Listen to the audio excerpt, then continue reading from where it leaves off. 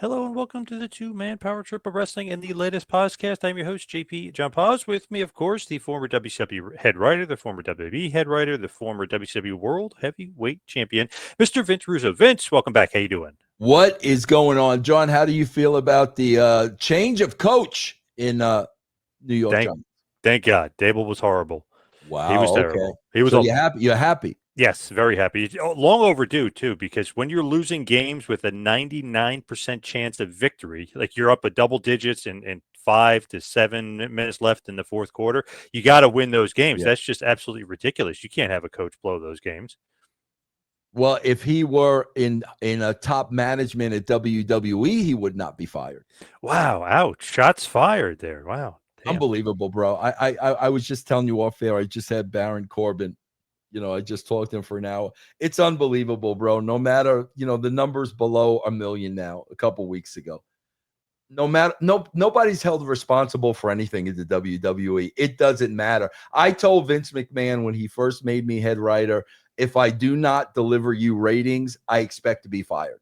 That's what he put me in the spot for, to get ratings. If I don't get ratings, then you need to fire me. I cannot believe nobody ever takes a hit over there at WWE management. It blows my mind. It's interesting here because we're going to be talking about, obviously, Halloween Havoc 2000. But, you mentioned Vince. Was a big thing with you, because you know that the old rumor, if you will, or what people used to say, and I know you hate it when they go, oh, he's the filter. Vince McMahon is your filter. Was that a big part of going to WCW to almost prove that you're not, being filtered out with the ideas? Bro, it wasn't to prove that I wasn't, because I never was. It wasn't to prove that, but yeah, it was definitely to go up against Vince. Like that was definitely part of it. There was definitely a motivation to go up against Vince, but it wasn't because of the filter comment. It was just, man, bro, if you got an opportunity to beat Vince at his own game, yeah, that was definitely part of it. Do you hate the filter? Do you hate that comment that they throw out? I really don't, John, because I know how freaking ridiculous that is. So if there were some truth to it, maybe it would bother me. But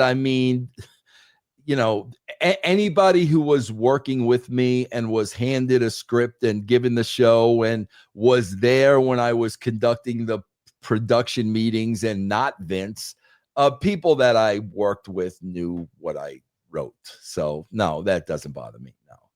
When they say filter and stuff like that, that's assuming that Vince is taking your script and taking out the bad ideas and putting in the good ideas. That's not really what he did, right? When Vince would look at scripts and stuff. Vince would, I guess the term you would use is punch it up. And it was always the nuances. Vince never changed anything in a script, but he would take the little things and make them better. He would just take those little things and punch them up. And that was the beauty of it, bro. That's the beauty of Vince. If you hand him a good script and he has faith and confidence in you, that's all he has to look at is, okay, this is what we're going with. How do we make it better? Compared to he's involved in the process at the beginning, that's a freaking nightmare. We had to hand him a show that was literally complete. He trusted us and was able to just punch up certain things, but he never changed anything, bro.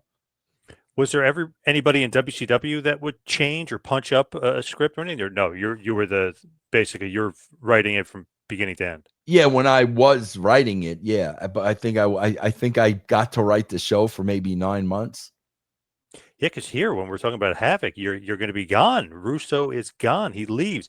Interesting, though, you got to answer this. Why are you gone here? Because there's a couple different things here. So Russo leaves WCW.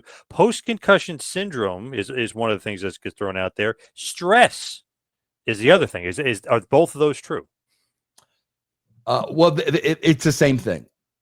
I had post-concussion syndrome, and when I went to my neurologist, he basically said to me, you cannot do anything that's going to put you in a stressful environment. He says, you can't right now. That's how delicate you are. And bro, on top of that too, John, it was like when you went to work every day, all the talk was about who's buying the company. They didn't give a shit anymore. So I'm like, okay, bro, they're selling the company. They don't give a shit anymore. The doctor is telling me for my own mental health, I cannot deal with anything stressful. Why am I doing this? And really, that's, it was the combination of those two things. And I was like, screw it, bro. Because like I said, every time you went to work, all the chatter was about who's buying the company. Nobody gave a shit about the shows at that point. So when you left, though, I mean, it's not like you weren't getting paid, right? You just were home getting paid, getting a check. Oh, yeah. Yeah, absolutely. Yeah. When you say you're going to leave, who do you tell? Is it Brad Siegel, or who do you have to tell you're not coming back? I'm sure it was Brad Siegel. But again, I was going to a doctor under WCW. That's who I went to the doctor through for my concussion. So all of this stuff was documented. So Brad Siegel knew what my medical records were.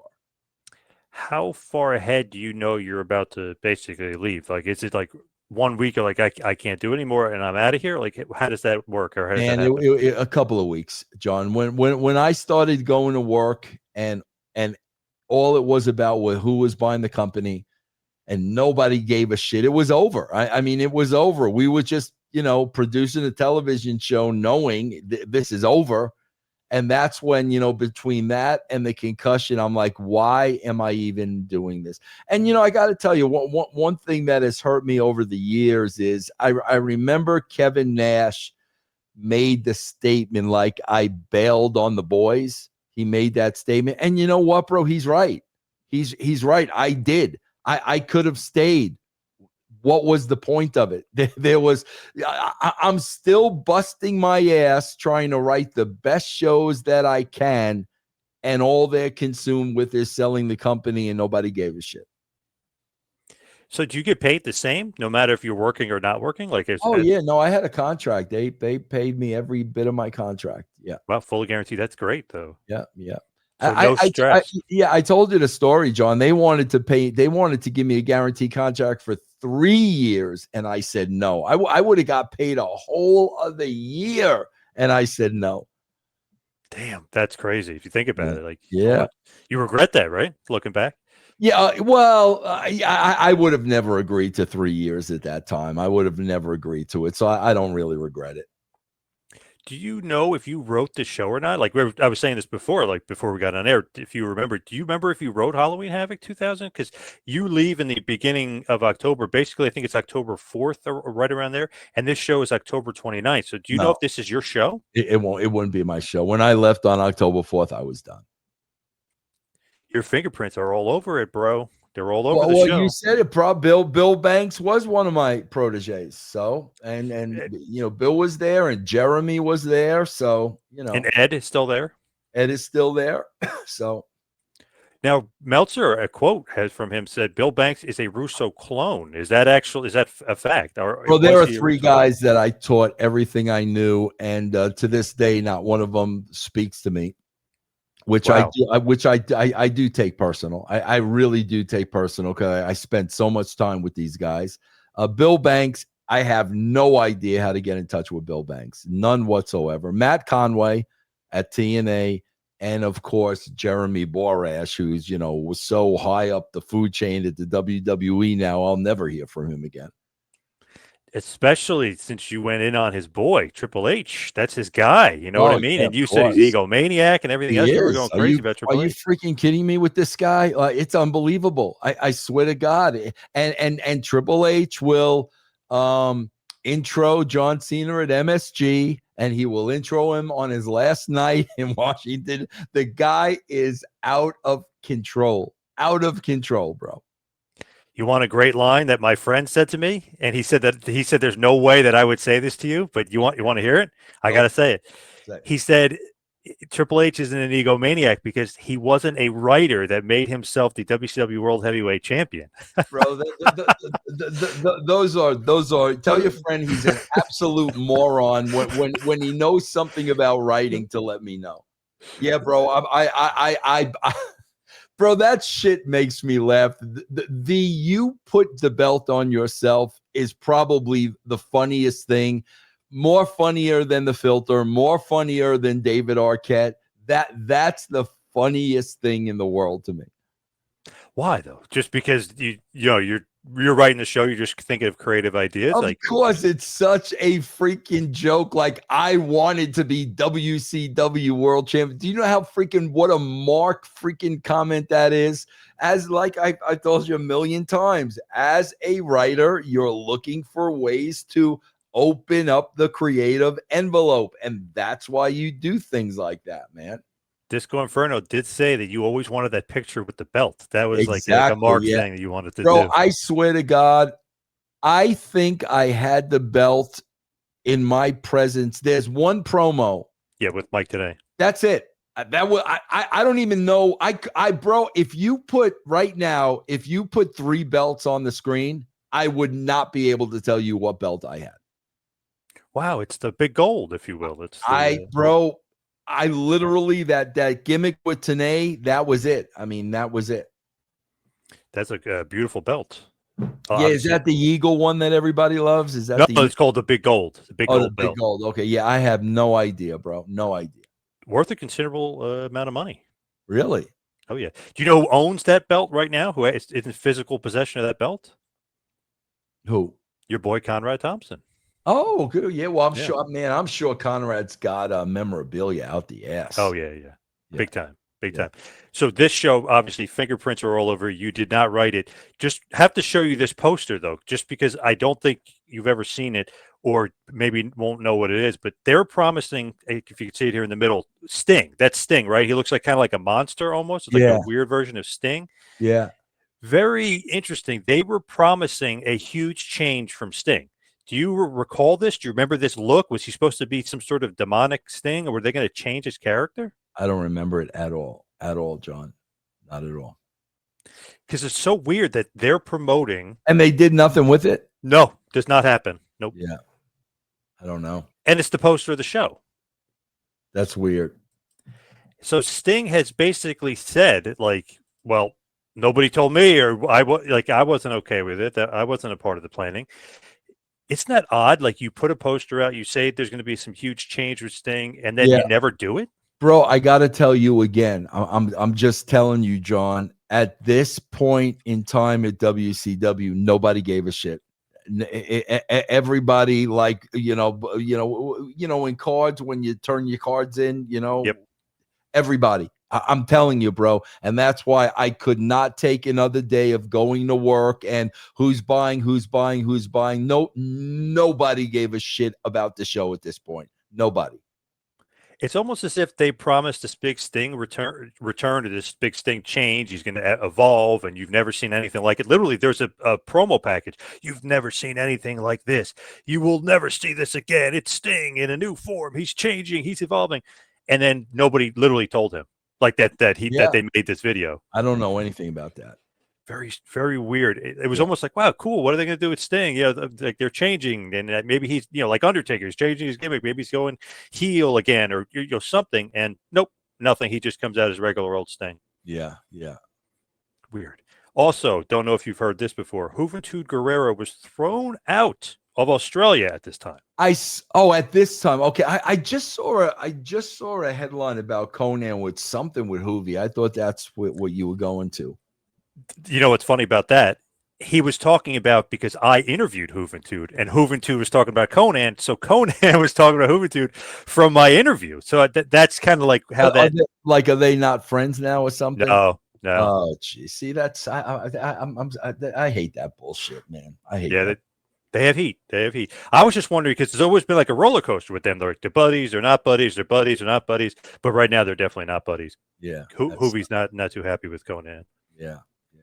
That sucks. But do you remember him being thrown out of Australia in 2000? The hotel running around naked or something? Yes. Yeah, I do. I wasn't there, but I do remember that. Yes. Were you employed at that point? Do they tell you, like, oh, Vince, by the way, one of your guys is, no. Causing trouble? That doesn't come to me. I'm just writing the show. That doesn't come to me.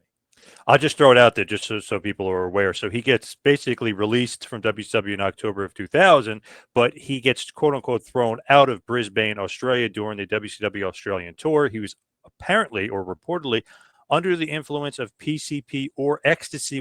He was found running naked, screaming through the hotel, "I am God." Hacksaw Jim Duggan attempt to contain him. The police arrived. He got physically involved with a police officer. He attacked one officer, allegedly breaking a female officer's ribs. Oof. After deportation and the police subdued him with nightsticks and mace, he was placed in a police cage vehicle where he continued to howl and yell at authorities. He was arrested and held there by local authorities.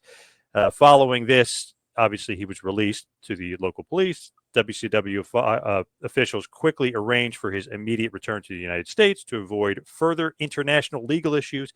He was promptly released from his company due to the embarrassment. He was also had a fine that he had to pay of $1,800. So not too bad on the fine there. They put him in a cage like an animal. Yeah, in the vehicle, like they had those cage vehicles. Yeah. That's great. That is great. So that is 𝐕𝐈𝐃𝐄 that time in 2000. People wonder what happened to him. What was his exit? He just kind of disappeared. That was his exit. Yeah, what a shame. I love 𝐕𝐈𝐃𝐄. Me too. He was great. Not only great in the ring, he really kind of maybe had more charisma than people realized. The juice and he was great. Absolutely. That's why I put him on color, bro. Yes. Yeah. Good call. Yeah. Yeah. They obviously did a little bit of thing with remember Pinata on a pole and that whole thing we talked about with Ed Ferrara doing the Jim Ross and Dr. Death and stuff like that. But all that was pretty entertaining. Although some people have a problem with it now, but pretty entertaining still. Well, but it's funny, bro. Like, so many people have a problem with that stuff, which I apologize to JR years and years and years and years ago. But it seems like JR's got his own little issues now with Wow. I never literally and I follow that stuff religiously. JR fan, I follow Dudley, all that stuff. I've never heard that ever. So Devon kept that pretty close to the vest. Yeah, I never heard it either. And I talked to Devon yesterday because he wants to have me on his show, and I'm like, Devon, like, I believe you, but like I never experienced anything like that with Jim. Yeah, I've never heard anything like that. Maybe him being ornery and stuff like that, but never that kind of type of stuff. Yeah, bro, he probably, you know what I mean? Maybe maybe had a little too much to drink or something, Yeah, but Devon Dudley doesn't strike me as the type of guy to make stuff up. No, absolutely not. No doubt whatsoever. Absolutely not. You would never ever question Devon in a million years. Bubba Ray, maybe. Devon, definitely not. Yeah, no, definitely. No, Bubba's a straight shooter too. And all those New York guys, bro. Taz, like all those guys. Yeah, Dreamer doesn't BS and stuff. Yeah. Man, it's just interesting when that comes out because you're like, wow, that was 20-some years ago. I'd never even heard a peep. Yeah, stuff like that. Yeah. So here, I got to throw this out there again, just to throw this out there. You're gone, so you're not there. But Dave Meltzer says this is one of the worst pay-per-views of all time and the worst pay-per-view of the year 2000.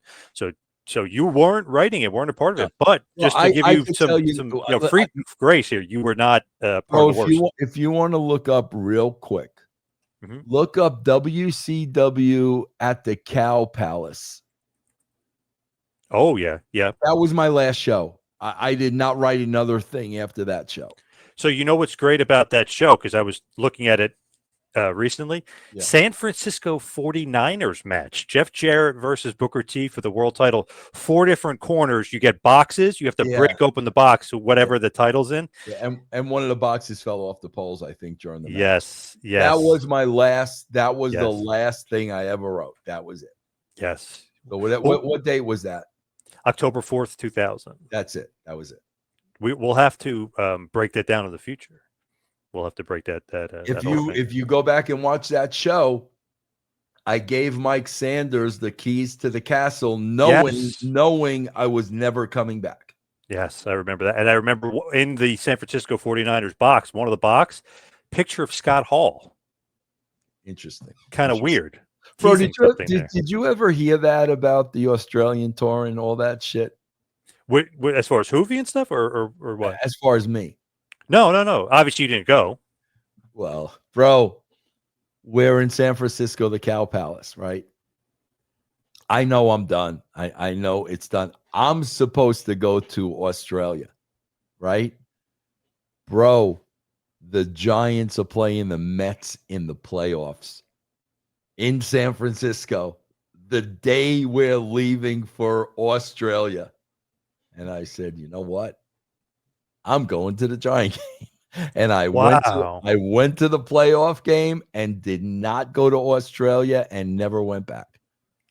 Wow, is that one of those things where you just say like, "Hey, screw this, I'm doing this," or you like make up an excuse like, "Oh, I can't do it. I got post-concussion syndrome. I can't fly," or something? I just said I wasn't going. Wow. And I went to the game. Who'd you go with? Borash? Yes. Yep. Nice. And that was it. It was over. That was it. Wow. And did the Giants win? I would imagine not. Oh, bro, what a great game. Freaking, I'll never forget. It was a playoffs against the Mets. And freaking JT Snow hit a 3-run homer in the bottom of the 9th to tie the game. And then the Mets won it in the top of the 10th. Wow. Yeah. Mets go on to that World Series and lose to the Yanks. So. Yeah. Yep. All right, let's break it down. Let's talk about WCW Halloween Havoc 2000. The commentators, Shivani, Stevie Ray, who's awesome on commentary, and Mark Madden. He's great. October 29th, 2000, Las Vegas, Nevada, the MGM Grand Arena, attendance 7,582. So good attendance there. The tagline, the future of professional wrestling is here and now. The buy rate's only $70K.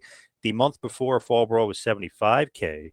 And obviously WWF is kicking ass, taking names. You know, they get big buy rates here, but only $70K buy rates here. Not good for Havoc 2000. Yeah. Kind of in the shitter, the proverbial shitter here for WCW in 2000. Well, the whole company's in this shit, bro. They threw in the white. What flag am I throwing in? The white flag or the red flag? What the white. Flag? Yeah, they threw it in. It's over. It's over. Everybody knows it's over. So we get a video package of the fans in Vegas before the pay-per-view showing out how, you guys or WCW is around town and you got guys doing here and there and all the fans outside. And then obviously the video package for the pay-per-view, what we're going to see later, Goldberg versus Chronic in a handicap match for Goldberg's career. If he loses and ends his new streak that you created for him, his career is over. Oh, a handicap match? Yeah. Interesting. Yep. Okay. Against Chronic. And Booker T versus Scott Steiner for the WCW World Heavyweight Championship. Also, Jeff Jarrett versus Sting. So 3 main events, 3 big matches later on in the evening. The only thing, obviously, like I mentioned, they're teasing this big thing with Sting, and we know that, we don't know beforehand, but we know now, looking back in hindsight, it doesn't happen. So the way they kind of get around it is I guess interesting with Jarrett, but we'll get to that when we get to that match. So first off, we have the Natural Born Thrillers, Mark Jindrak and Sean O'Haire, defending the WCW Tag Team Championships against the Filthy Animals, Kidman and Rey Mysterio, and the Boogie Knights, Disco and Alex Wright, in a 3-way dance for the tag titles. So interesting, group of guys here. And I got to be honest, everything after this match goes downhill. This might have been the only good match on the show, to be honest. Okay. So the Natural Born Thrillers, O'Haire and Jindrak, beat Kidman, Ray, and Disco and Wright to retain the WCW tag titles in the 3-way. What an impressive team that was, huh, bro? Monsters. O'Haire and Jindrak? Those guys were freaking monsters, man. Here's what's crazy, and I'm a huge Jeff Hardy fan. I think he's great and everything else. He's got charisma out the yin-yang. O'Haire's Swanton is so much better than his, and O'Haire's probably double his size. It's crazy. That's how athletic he is. Yeah. Oh, bro, both those guys, they were very, very impressive, bro. Very impressive.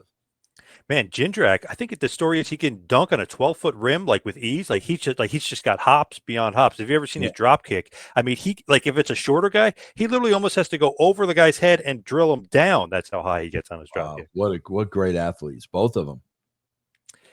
Did you think that they were green though? Like at this point, do you think it was too soon for a WCW Tag Team title run for them, or no? You think that's okay? Bro, listen, they're being trained by Paul Orndorff. When Paul Orndorff says they're ready, they're ready. You know what I mean? So absolutely not. It's interesting, like the change of WCW, if you will, because obviously we know before you get there, and even while you're still there, all the veteran guys, the Sting, the Luger, all the old Hogan, Flair, all the old guys are there, if you will, the old guard. But here in 2000, it's like a whole different roster. I mean, it's a whole influx of new guys. Is that your direction? Is that the direction they needed to go? Like, That's obviously, the Natural Born direction. Thrillers, you got 7 new guys here. That's the direction, bro. I went down to the power plant and Paul Orndorff was running everybody for me. And I'm like, bro, let's take them all. Let's take them all. Because the guys were getting older on top, and I knew we had to start building. We had to start rebuilding the roster, just like any professional sports team, bro. I mean, something obviously the WWE isn't doing. I mean, they've got Dominic Mysterio, and who else, bro? Like, who else? What other young person at that company is a future star? Braun Breaker? Yeah, I'd say Braun Breaker. Yeah. Jacob Fatu? Well, he's not that young, though, is he?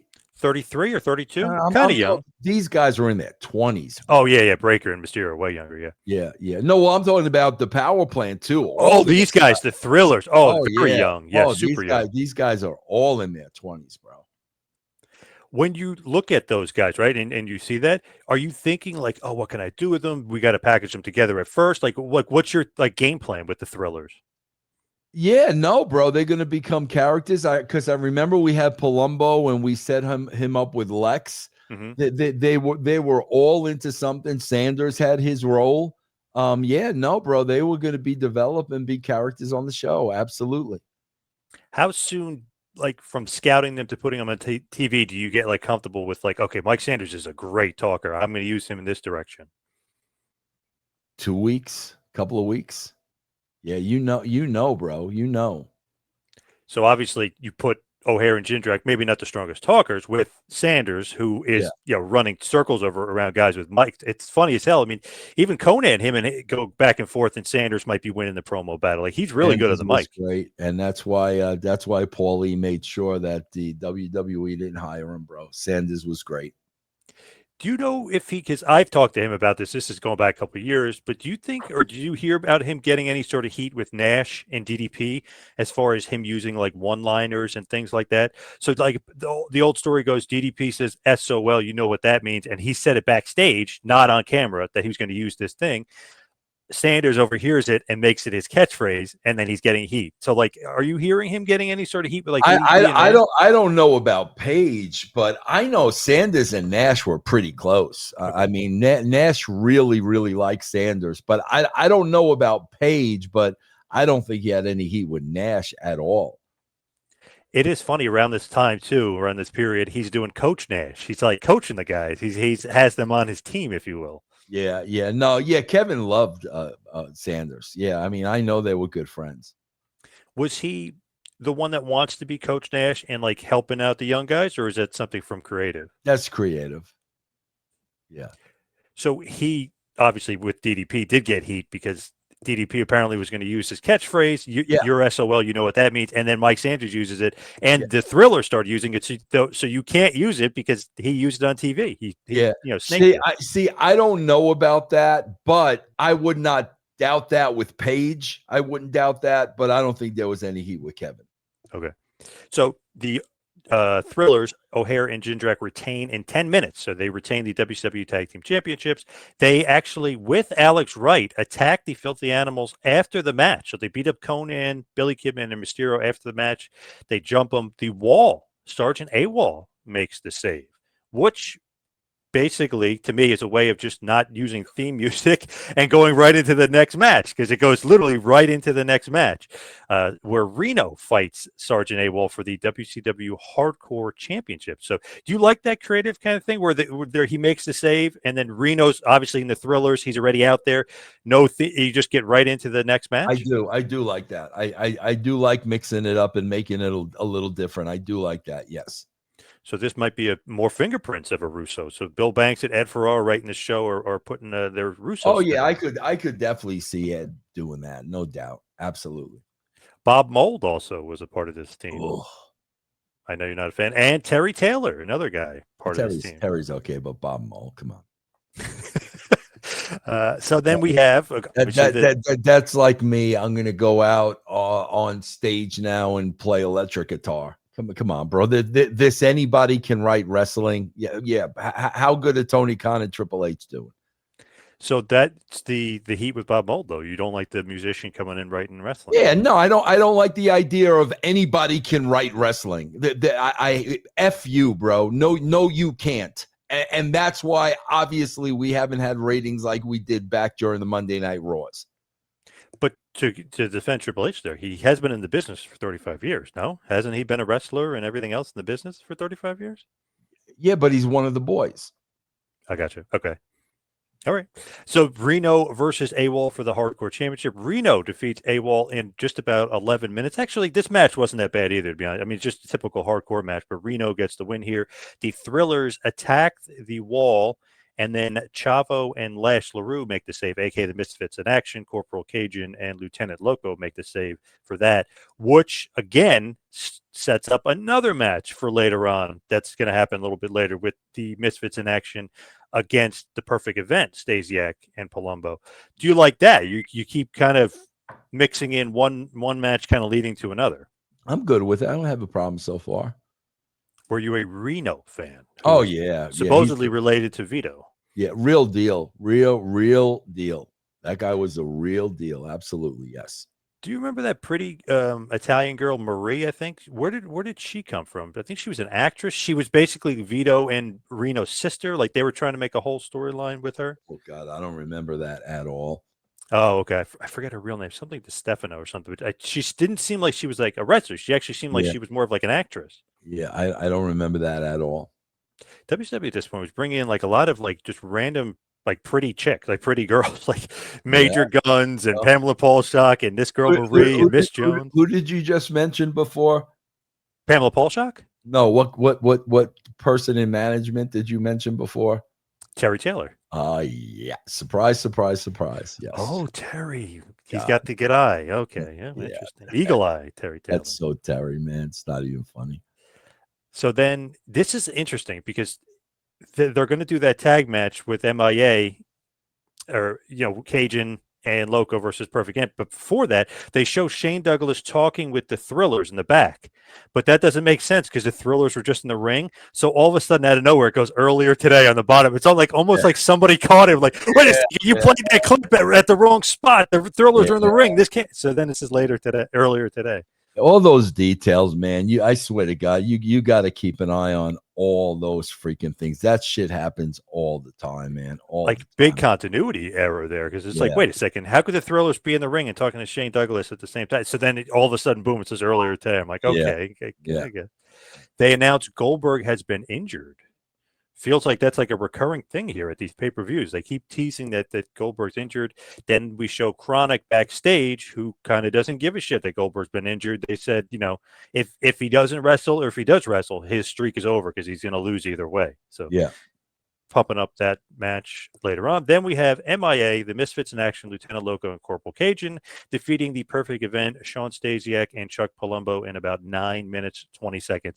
It was an okay match. You're like nothing to write home about, nothing to talk about here. It's just I don't know. It was just kind of there. It almost felt like it was just like filler for the pay-per-view because it wasn't announced beforehand and it just happens. That's what it sounds like. Yeah. Does that happen normally? Like on a pay-per-view, you're having filler? You know what I mean? Where you're filling time like that? Not really, bro. I mean, it shouldn't happen. I mean, it definitely shouldn't happen. You should have a freaking card, man. It shouldn't happen. It does seem like maybe somebody's missing here, as far as like the tweaks on the pay-per-view. You know what I mean? Like they're showing stuff out of order. Yeah. They're using filler matches. It seems like maybe they're just not, writing a finished pay-per-view product that you would expect. Yeah, I'm telling you, like, there was such a black cloud, bro, John. Nobody's. I don't want to say anybody's phoning it in. I don't want to say that, but nobody gives a shit. I'm telling you, bro. That's you went to work and the show was the 10th most important thing down the list. I'm telling you, bro. That's horrible. It was horrible. It was absolutely horrible, John. Absolutely horrible. So next up, Conan and Tigress are wrestling Shane Douglas and Tori Wilson in an intergender tag team match. This was not good. Conan and Tigress get the win over Shane and Tori Wilson in about 8 minutes and 30 seconds here. Just kind of messy. Tigress is obviously completely green. Tori Wilson's completely green at this point. Yeah. I mean, Conan and Shane are kind of trying their best here, but it's just I don't know, just something's not clicking here with those guys. No, I can definitely see that and understand that. I mean that's bro, a lot of that is the layout of the match. I mean, those two girls can't do much, so you really got to protect that. Whatever they do looks good, so it really just comes down to how the match is laid out. And they were kind of teasing that Conan was hurt. So if he's hurt too, and you guys have to go 9 minutes with the two girls that don't know how to work, it's just not a good combination. That sucks. Mean Gene, he's in the back with David Flair talking about Buff Bagwell and the possibility that Buff Bagwell is Stacy Keibler's baby's daddy. What do you think about that?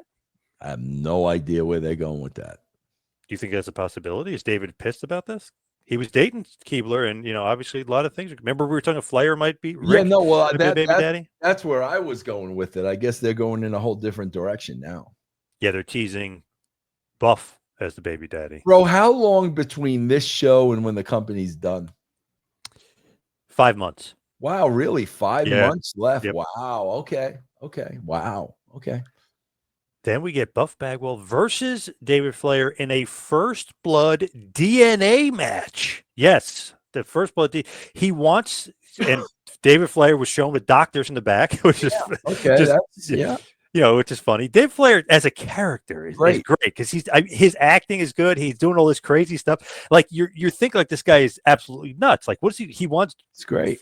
Buff's blood because he thinks he's Stacy Keibler. He's paranoid about him being Stacy Keibler's baby's daddy. So he's going to use that blood and the DNA to find out if he really is. So we're going to have the match, and Buff Bagwell. Basically, it's a blood match, really, but they call it first blood DNA. Buff Bagwell defeats David Flair in about 6 minutes, but that's not the end of it here. So you would think, okay, now we're not going to find out if Buff is the baby's daddy. We are, because Luger comes out. He congratulates Buff, typical Luger. If anybody's seen the Luger turn on somebody, you could see it come from a mile away, but you always pop for it because he's so great at being a heel. He's like, yeah, Buff, yeah. He turns on Buff, beats the hell out of him. They cut Buff open, and Dave Flair takes his blood and runs to the back and gives the blood sample to the doctors.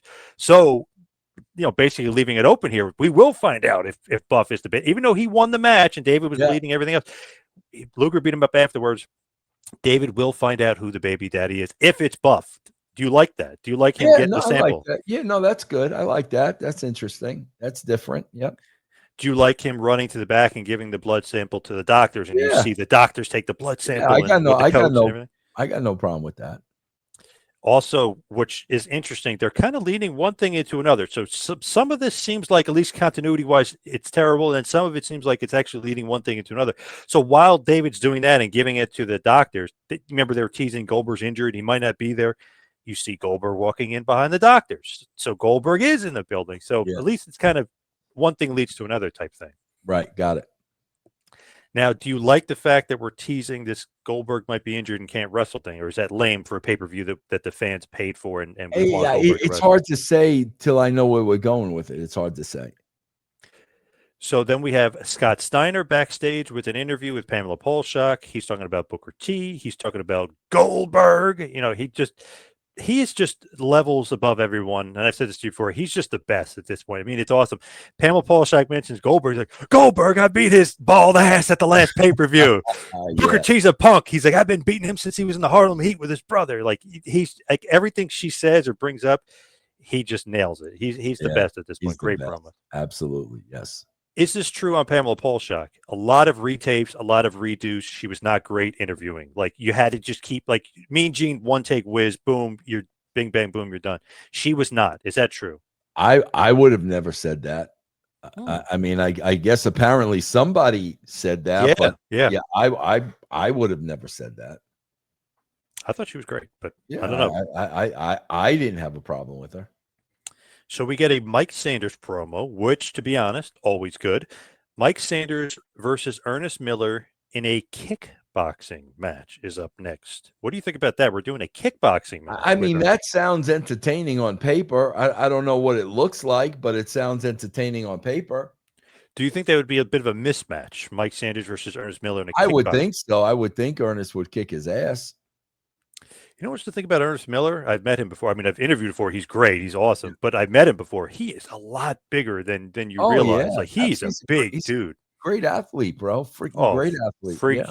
Yeah. I'm sure as a shoot that he could probably beat up almost everybody on the roster, I would imagine. I absolutely, yeah, definitely Sanders. Well, yeah. But he's a great heel. He's he's doing the commish thing. I mean, and obviously Ernest the Cat Miller wants to be the commish. That's like the big impetus to this feud here. Yeah. That they're kind of fighting over the commissionership, if you will. Mike Sanders ends up defeating Ernest Miller in the kickboxing match thanks to the Natural Born Thrillers cheating. So Ernest the Cat Miller takes the loss to Mike Sanders here, although it's via countdown, 8 minutes and 30 seconds, thanks to the Natural Born Thrillers. He couldn't continue. So, but he didn't have any backup, Ernest? Nope. Okay, interesting. Okay. He's saying he should have been smarter than that. Should have had some backup with him. Probably. I would have thought so, yeah. Then we have Goldberg backstage with the doctors. The doctors are looking him over because he did get, as a shoot, a concussion on Thunder. I don't know if you remember this or you've seen this or do they bring this to your attention. Sometimes when he does a spear and he misses and he goes into the turnbuckle, he doesn't stop. Like he goes 1,000 miles an hour. Like if he legit connects with the guy, because I was talking to 𝐒𝐈𝐒 about it and a bunch of different guys. When he connects with a good spear, I mean, like you feel it. So he's not halting hit when he misses it either. So he got a concussion from spearing basically the goalpost. I mean, you could hear it, like you know what I mean, like kind of thing. That's crazy, bro. I mean, I know I was on the other end of one of those. Right. Yeah, of course, yeah, absolutely, yeah. Do you get alerted, like, oh, by the way, Goldberg's, not in this time because you're not here, but like when that happens, like, oh, this guy's hurt. Oh yeah, absolutely, yeah, absolutely. If they let somebody know, but a lot of times they sell everything, bro. So you don't know if they hurt or not. Do you think that they would listen to you anyway if you said, "Hey guys, like, you slow down the spear or don't do this, you're getting it"? Like, do you think they would listen to you or as the writer or no? Nah, man, you can't give them that kind of direction as a writer. That's their thing, man. That's up to them and the agents, man. And Goldberg obviously doesn't like you at this point, right? I mean, so that he's not listening to anything you're saying. No. Then we have Chronic backstage interview with Mean Gene, basically saying that they want him to wrestle whether he's injured or not because they want to beat him and they want to end his streak. You were the one that actually created this thing to begin with. You wanted him to redo the streak, and any time that he loses, he's forced to be fired. Like, so the streak is back here, but it's with a little bit of a change. If he loses, he's fired from WCW. What, like, when you wrote that, did you think like, this is what we need to do with the streak if we're going to like because again, he didn't want to be a heel. So we had to come up, plan B at that point, and that's what plan B was. Yeah. So if he loses the streak again, so he's redoing the streak. If he loses the streak, he has to be fired. So that's, I guess there's always stakes now in every match, even on a Nitro or Thunder. There's stakes to his matches now. Yeah. So they're obviously Chronic, Clark, and Adams talking to Mean Gene about it, and even saying that, oh, if he can't wrestle, the doctors say he can't wrestle, he still loses the streak anyway because technically it's a loss. Okay, yep. Oh, man. Next up, holy moly. You almost need to watch this just for like just to sheer the WTF of it. Mike Awesome versus Vampiro for the #1 contendership for the WCW title. On paper, you would think, okay, Mike Awesome's pretty good. Vampiro is pretty good. And if they're both, kind of in their prime here, like let's see what they got. One of the worst pay-per-view matches of all time. Really? Just ugly, huh? I don't know what's going on. I don't know if like they're both out of it. I don't even want to speculate if something, whatever, but it's like something is going on here. Like, do they hate each other? Like, there's like a million things running through my head. Like, wow, when this pay-per-view was originally thought of, I thought like this might be a sleeper match where you can go back and say like, you got to check out Vampiro or Mike Awesome. Yeah, you got to go back and check it out because it was awful. Wow. So it is bad. Yeah. Wow, I wonder if there was heat between them or something, man. Something is off here. I wonder if one of them got loopy during it. Maybe I can cut something. It's just bad. So Mike Awesome ends up defeating Vampiro in a little bit under 10 minutes, and he becomes the #1 contender for the WCW World Heavyweight Championship. But it's a stinker. I don't know what's going on. Interesting. Very interesting. He finished, which is crazy, a Mike Awesome powerbomb off the top rope. Vampiro is out afterwards. So I don't know if he hit the back of his head. It kind of looked like he did. That is a crazy bump to take anyway. But man, it looked like he got injured afterwards. And obviously the medics came out to look at him. So if he wasn't loopy before, he definitely was loopy after because he took a big vicious bump to the back of the head. Vamp was just telling me, bro. I think he says he's had 28 concussions during his career. I think that was the number. Yeah. Crazy, man. Not good. He definitely got one at the end of this match, if not during the match. Yeah, that's crazy, man. So if anybody wants to see like a car crash, this would be the match to do it. It's just not good chemistry between these two in this match. I don't know why. There must have been some kind of heat or something. Then we have General 𝐷𝐿 𝐔𝐘𝐒 backstage with an interview. Then we have Lance Storm with an in-ring promo. We have a U.S. title match coming up. Lance Storm is the champion. It is going to be Lance Storm versus General 𝐷𝐿. Do you like the USA versus Canada feud? Do you like that? I don't mind it. I don't mind it. It sounds like there's a lot of just a lot of weak matches on this card. Yeah, it's not their best effort. Not a great card here. So General 𝐷𝐿 defeats Lance Storm and Jim Duggan with major guns via pinfall in a handicap match to win the WCW United States Championship in about 10 minutes.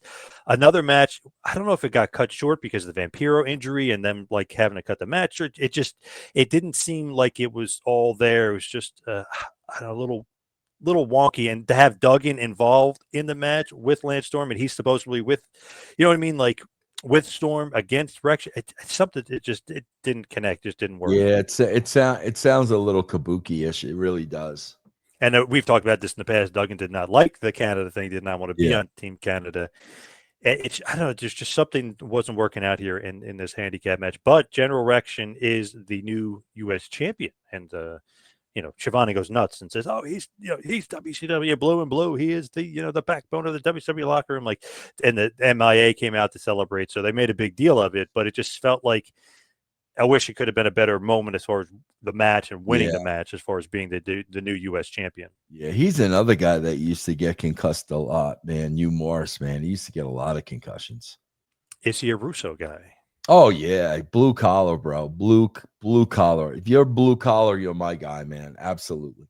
It is interesting, like to kind of look back and like, okay, Jim Duggan, not a Russo guy. Lance Storm, not a Russo guy. Mike Sanders, yes. General 𝐷𝐿, yes. Like kind of going back and forth. Who's a Russo? Vito, yes, obviously.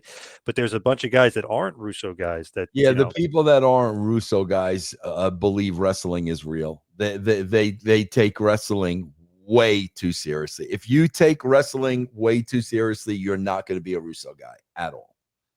The Lance Storm thing kind of surprised me just because that was the biggest push of his career. I mean, he's three champions, 3 world champions at the same time. Like that was his biggest push, and he just, for some reason, he's just not a Russo guy. Yep.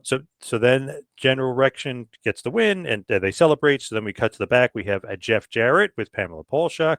Then we have a Jeff Jarrett Sting video package where, again, they're teasing and highlighting some sort of Sting change. And, like, it's like, guys, if it's not going to happen, why would you freaking tease it? Like, what is going on? Yeah. So Jeff Jarrett ends up defeating Sting via pinfall, 14 minutes, 30 seconds. It was an okay match. I've seen a lot better from them, to be honest. Even TNA, they had an awesome match at Bound for Glory one year. Just this wasn't their best. wasn't terrible, but there was a lot of multiple fake Stings.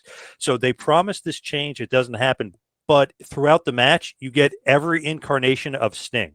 So I guess that's their way around of teasing the evolution of Sting. It's all these fake Stings that Jeff Jarrett has planted around.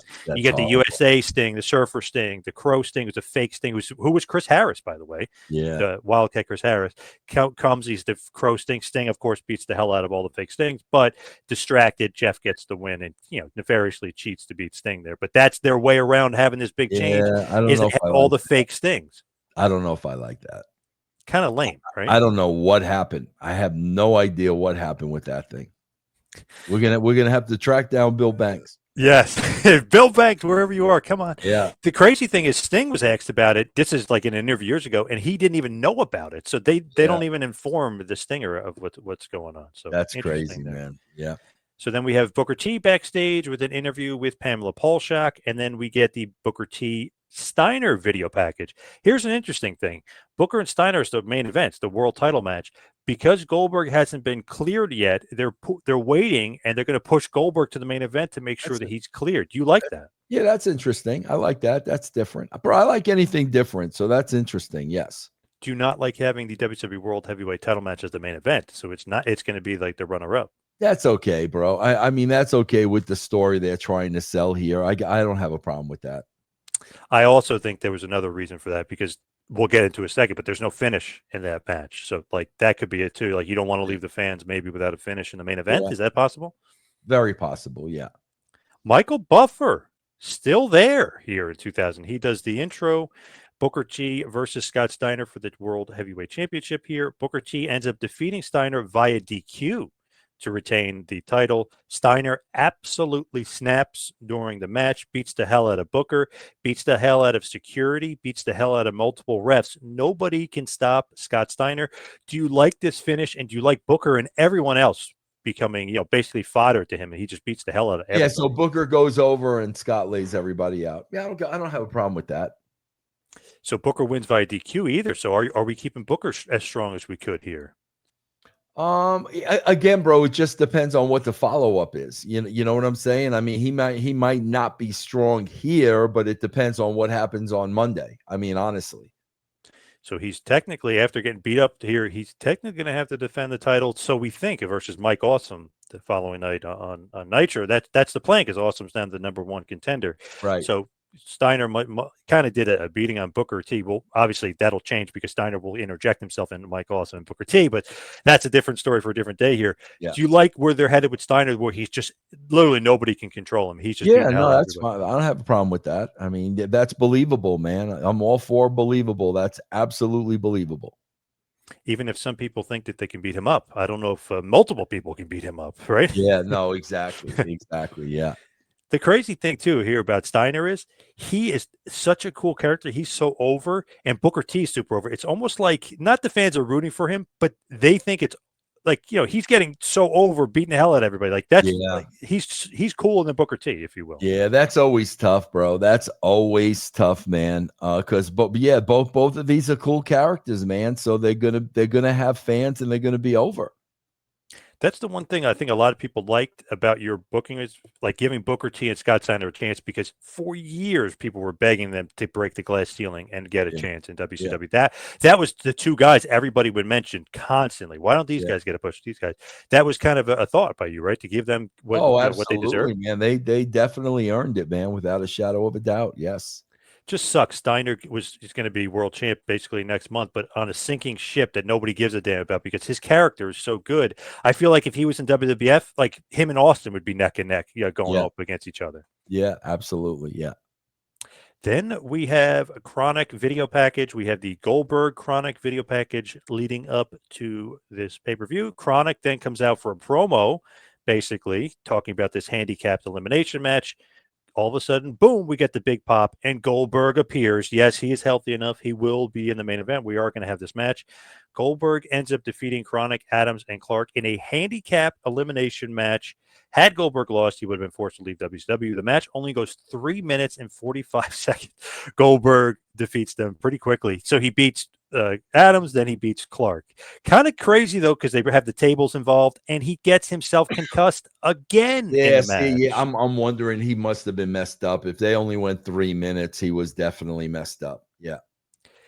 And he got concussed again in the match. So you were literally thinking, oh, shit, can he finish this match? If he doesn't, we have to make him be fired. You know what I mean? Like, isn't that crazy? Wow, that's very crazy. Very crazy. Yes. The thing is, too, he goes like way too hard and misses and hits the turnbuckle again or whatever, and he gets concussed. And then he does the spear through the table too, and it looked like that didn't end up as maybe not the smartest knife in the drawer, huh? I think he's just too intense. He's just well, with the whole window gimmick. I mean, that was insane, bro. That was insane. So do you like that, though? The handicap elimination match where he beats Chronic, like your big tag team, the two big, like he beats them 1-on-2. No, I don't like that. I don't like that. I would have definitely tried to come up with something more creative. Those guys were too big and too valuable. I would have tried to come up with something better. It just seems crazy. It's like, okay, I know Goldberg's the unstoppable monster, but those two guys, I mean, it's like one-on-one match is okay, but like he's going to beat them both. Like, Yeah, wow. I don't like that. Yeah. It is elimination style, so he has to be one and the other, but still you're beating both guys essentially. Yeah, no, I agree. And you know, they're huge freaking guys. It's not like they're a normal tag team, you know. Goldberg celebrates to end the pay-per-view. The thing is here, though, he may definitely have a concussion from the spear. You could tell even when he's celebrating, it's almost like he's woozy, like he's a little Yeah, wonky on that the sucks. celebration. That's the worst feeling in the world, man. Worst feeling in the world. When this is happening, right? You're like, okay, Goldberg wins, blah, blah, and you're looking at this, and obviously you're gone at this point, though. But when you look at it, is that a good way to end the pay-per-view? Do you like that? Do you not like that? What are your thoughts? I'd have to see it, bro. If it was flat, I mean, it's definitely not a good way to end the pay-per-view. I would really have to see it. It seems like the crowd is into it a bit, but I don't know. It doesn't seem like a necessarily like pay-per-view worthy like ending to me. Like, oh, he Yeah. beat Kron, like a tag team in a handicap match. I agree with you. I agree. There's a lot of kabuki-ish things about this show. So overall, do you like it? Not like it? Obviously, you didn't write it. Your fingerprints are on it, but you did not write it. It had nothing to do with it. You've been gone for 3 weeks. What do you think? Will you go back and watch? I give it a no. I give it a 5. I definitely. There's nothing on this that I really want to go back and see. When you look at it, right, and you're looking at WCW, sinking ship, this show does no help to it not being a sinking ship. You know what I mean? It's not going to raise all tides here. Yeah, no, bro. It's yeah, man. I'm telling you, bro. It was a horrible time at WCW, and that's why I left. It was a horrible time between my health and nobody giving a shit. It was a horrible time. I swear to God, bro. When I found out, this is the God honest truth. When I found out it was WWE and all that, bro, I didn't even give a shit. Like all I was concerned about was pay me the rest of the money that you owe me. Like I didn't even, I was so checked out at this point. It wasn't even funny. Man, that's just crazy to think of WWE, like just the talent level and everything else that they would 5 months later be sold. But it's like you said, nobody cared. It did seem like a very mismanaged, wild, weird show, just like kind of all over the place. Yeah, and it's their fault. I mean, it's their fault, bro. That's how management was run. I mean, it's nobody's fault but their fault. Now, Vince, I got to bring this up just as we quickly were winding it down here, but I got to bring this up.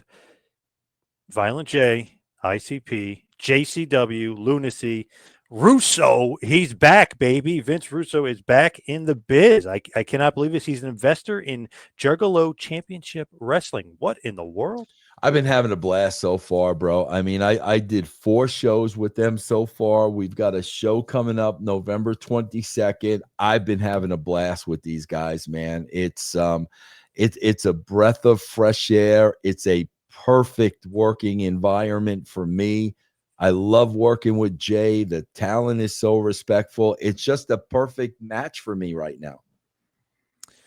Very interesting. And obviously the first show on YouTube did very well. You know, you're hoping the second show does even better. It's getting there. It's a slow crawl, but it's getting there. Yeah, it's obviously getting good numbers. People need to understand that, bro. It's like you can't – last night was the second show I wrote. You can't flip everything on a dime. I mean, there's got to be a transition. You saw a transition the first 3 months at, WCW. So you're seeing a transition here that's going to take a few weeks to get it to where it really needs to be.